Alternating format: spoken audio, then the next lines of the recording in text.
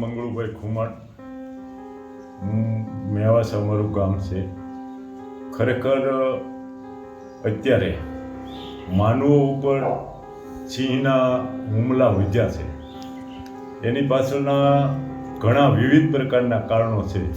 અત્યાર સુધીમાં સિંહ આક્રમક થઈ જાય, ક્યારેક સંકળામણમાં આવી જાય અને માણસ ઉપર હુમલો કરતો, પણ ક્યારેય એ માણસનું ભક્ષણ કરતો નહીં. આ બહુ દુઃખદ ઘટના છે કે સિંહ માણસનું ભક્ષણ કરી જાય છે. એની ઉપર ક્યાંક અકસ્માતે ભેગો થાય, અગર તો રીંછમાં આવ્યો હોય તો એ માણસને મોઢામાં લઈને ફગવી દે, નોર મારીને ઘાયલ કરે. ક્યારેય એને માણસનું માંસ ખાધું નથી. આ બહુ અતિ દુઃખદ બાબત છે. અત્યાર સુધીમાં જે કાંઈ આફતો આવી, ફ્લડ હોય, પૂર હોય, બેબચ્યા જેવા રોગો હોય કે મધ્યપ્રદેશના શિકારી હોય, એમાંથી સૌથી વધારે ખતરનાક અને કોઈ ઘાતક બાબત હોય તો વર્તમાન સમયે સિંહની જે માનસિકતા બદલી છે, માણસ ઉપર હુમલા કરે છે. આના કારણે સિંહનું જે આપણે ગૌરવ અનુભવીએ છીએ, સૌરાષ્ટ્રનો દરેક માણસ સિંહનું ગૌરવ કરે છે. સિંહોને પણ માણસનો સહિયારો ગમે છે. ત્યારે આવા માણસ ઉપર થયેલા હુમલાને કારણે સિંહો પ્રત્યેની એક નેગેટિવ વિચારધારા ઊભી છે. અને સિંહો પ્રત્યેની જે આ નેગેટિવ વિચારધારા છે એ સિંહો અને સૌરાષ્ટ્રની જનતા માટે બહુ ઘાતક બાબત છે. જે સિંહો પ્રત્યેની જે નેગેટિવિટી ઊભી થઈ એ બહુ સારી બાબત નથી. સિંહો આજે જે પ્રાણી સાથે આપણને આત્મીયતા છે એને બાબતે આપણે નકારાત્મક વિચારવા માંડીએ, એ બહુ એના અસ્તિત્વ સામે સવાલ ઊભો થાય એવી બાબત છે. અને આ હુમલા થવા પાછળનું કારણ મારી દ્રષ્ટિએ, મારા સંશોધન મુજબ હું એવું માનું છું કે 45 ડિગ્રીથી ઉપર તાપમાન જાય ત્યારે બે પ્રકારના પશુઓ ઉપર એની માનસિક અસર થાય, સાયકોલોજીકલ ઇફેક્ટ ઊભી થાય. એક સિંહ અને એક ઘોડો. મને ખાસ અનુભવ છે. અમારા પાલતુ ઘોડા હોય, વફાદાર ઘોડા હોય, અને ધોમ ઉનાળાનો તાપ તપતો હોય ત્યારે અમારે ક્યાંક ઓછીતા બહાર જવાનું થઈ ત્યારે આપણે સોકડું ચડાવવા જ્યારે જઈ નજીક તો એ ઘોડા હામી ડાબ મારવા દોડે. જે ધણીને પૂરતો વફાદાર હોય એનો એ ઘોડો આક્રમક થઈ જાય. એની ઉપર આ વાતાવરણના ટેમ્પરેચરની, ગરમીની અસર થાય છે. સિંહો ઉપર પણ આ ગરમીના અસરને કારણે એ માનસિક સ્ટેમિના ગુમાવી દેતા હોય અને માણસો ઉપર હુમલા કરતા હોય. બીજું કારણ એ પણ છે કે સિંહો જે અતિ સોશિયલ થઈ ગયા, માણસોની બિલકુલ નજીક આવવા માંડ્યા, એને કારણે સિંહોએ એની રોયાલિટી ગુમાવી દીધી. સંપૂર્ણ સોશિયાલિટી એ બહુ ઘાતક વસ્તુ છે.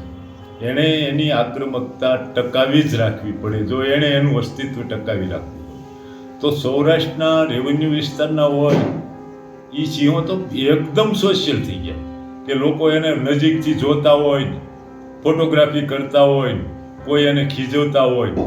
આ સોશિયાલિટી એ સિંહોએ જ જે લોકોને નજીક આવવા દીધા, લોકો અરે આત્મીયતા કેળવી, એનું આ પણ દુષ્પરિણામ છે કે બધા લોકો બધી રીતે સિંહને સમજી શકતા હોતા નથી. અને અમુક કારણોમાં તો ફોરેસ્ટ ડિપાર્ટમેન્ટના નિયમો જવાબદાર છે કે ધારો કે દર પૂનમે લોકેશન આપવાના જ, ક્યાં સિંહ ક્યાં સ્થળે છે. એ સ્થળ ઉપર નિશ્ચિત ટકાવી રાખવા માટે સિંહોને એ સ્થળ ઉપર મારણ આપવામાં આવે. અને આ ત્યાર મારણને કારણે સિંહોની જે શિકાર પ્રક્રિયા હતી ને, જે મૂળભૂત એના આનુવંશિક ગુણધર્મો હતા શિકારના, એ ઘણા સિંહો ભૂલી ગયા છે ત્યાર ખોરાકને કારણે.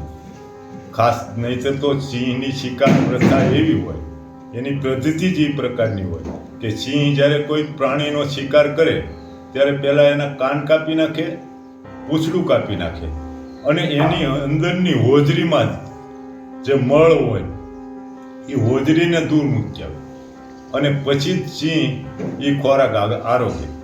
અત્યારના સિંહો શિકાર ભૂલી ગયા છે એવું કહી તો ખોટું નથી. બીજા નંબરમાં એને જે 4 ખોરાક આપવામાં આવે છે એને કારણે બચ્ચાઓ જે શિકારની પદ્ધતિઓ હોય એ શીખી શકતા નથી. સિંહો પણ બેદરકાર અને આળસુ થઈ ગયા છે. અને તૃણભક્ષી પ્રાણીઓનો અભાવ. બભુક્ષિતા કિન કરોતિ પાપ. ભૂખ્યો પ્રાણી ક્યું પાપ ન કરે. સિંહોને પૂરતો ખોરાક 8-10 દિવસ વિના ખોરાક વિના ભટકતો સિંહ એ ક્યારેક ક્રોધાવેશમાં માણસ ઉપર પણ હુમલો કરી દે. પણ અત્યાર સુધીમાં બહુ જૂજ ઘટના બની છે કે સિંહે માણસનું ભક્ષણ કર્યું. અત્યારનો જે આ પીરિયડ છે, જે 5 માણસોને સિંહોએ મારી નાખ્યા, ખરેખર એમાં સિંહોએ એનું ભક્ષણ કર્યું.